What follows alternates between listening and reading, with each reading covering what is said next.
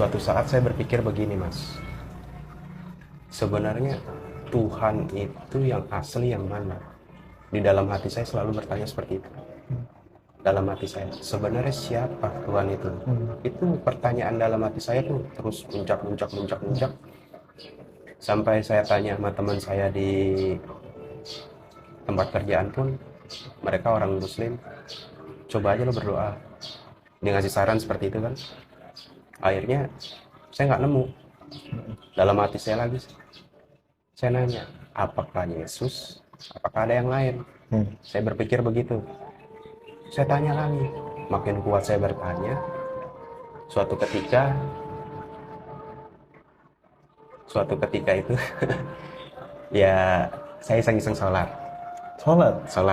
Masya Allah. Tapi sholat Jumat. Waktu itu posisi saya sholat, saya ikut kok ramai gitu kan orang. Nggak ada yang tahu. Nggak ada yang tahu sama sekali, nggak ada yang tahu. Saya ikut masuk.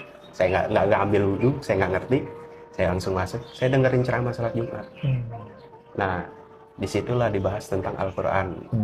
Bahwa kita nggak perlu mencari dunia. Al-Quran itu dunia. Itu satu kata yang saya ingat.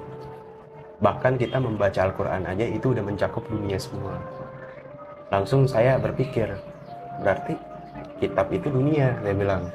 Langsung saya setelah ikutin sholat itu saya nggak ngerti, saya keluar. Terus saya bertanya lagi, waduh ini gimana ini, kok belum ketemu. Udahlah, saya main bola kan sama anak-anak gitu kan. Nah situ malamnya baru saya ngelakuin deket dengar ceramah tuh yang ada di video, sholat malam itu tanpa wudhu, tanpa ini, saya ngeliatin gerak-gerakannya kayak sholat malam. Di situ hati saya langsung tenang, berpikir ini. Akhirnya setelah sholat malam saya mimpi ketemu sama seorang kiai. Di dalam mimpian itu saya bisa ngaji, padahal saya belum pernah, cuma catat-catat aja. Itu diri saya ngaji di situ, baca surat Al-Insyarah. Di situ saya lancar ngaji, saya udah bisa ngaji, tapi pakaian sorban itu senyum, lihat diri saya yang lagi diri ngeliat ngaji. Disitulah saya makin yakin, oh mungkin ini, saya bilang. Tapi saya bertentangan mas, waktu itu bertentangannya begini, kalau sampai saya masuk Islam, gimana dengan orang tua saya? Siapa meninggalnya? Kalau dia meninggal, siapa yang mendoakan? Sedangkan kan kami di keluarga cuman saya anak tunggal. Akhirnya secara logika, secara ibaratnya ngambil keputusan matang gitu. Saya datanglah ke Masjid Istiqlal hari Rabu. Saya datang ke Masjid Istiqlal hari Rabu sama calon istri saya waktu itu. Pas datang ke Masjid Istiqlal, saya ditolak untuk syahadat karena tidak memenuhi syarat.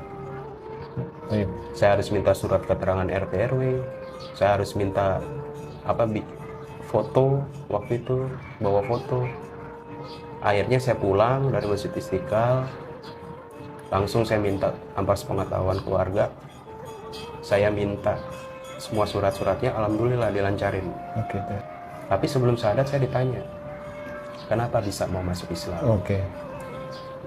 Sama dewan pembimbingnya saya ditanya begitu, ya saya jelaskan karena saya yakin, dan kedua saya nyaman ketika mendengarkan azan atau surat-surat Al-Quran. Saya nyaman, itulah yang membuat saya yakin.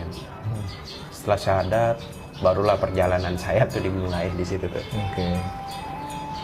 Ya lihat keluarga tenang, keadaan tenang semua. Itu belum ada yang tahu sama sekali mas.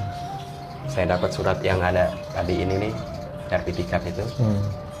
Baru saya bicara sama orang tua saya, pelan-pelan saya bicara, saya kasih pengertian.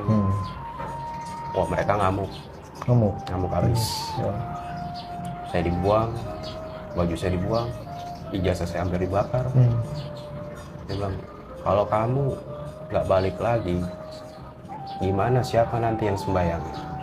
Saya bilang, ya nanti dengan cara saya sendiri, ya saya doakan, insya Allah. Saya bilang, saya cuma satu kata itu, insya Allah waktu itu. Akhirnya setelah itu dibuang, saya suruh keluar. Ya kan saya keluar dari rumah, cuman bawa baju, nggak bawa apa-apa, bawa surat sama KTP waktu itu. Saya nggak tahu harus kemana. Saya mau hubungin calon istri saya itu, saya nggak enak posisi saya.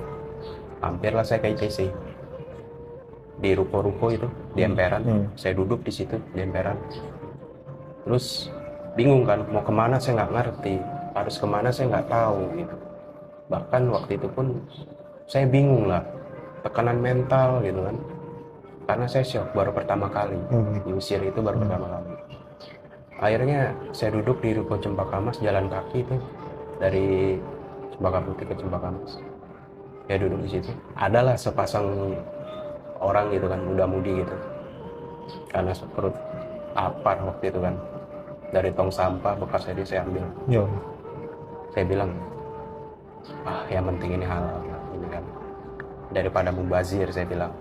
Ada saya makan dari situ, tapi ditegur sama tukang nasi goreng itu. Saya jelasin semua sama tukang nasi goreng, saya diusir, saya hijrah, saya bilang.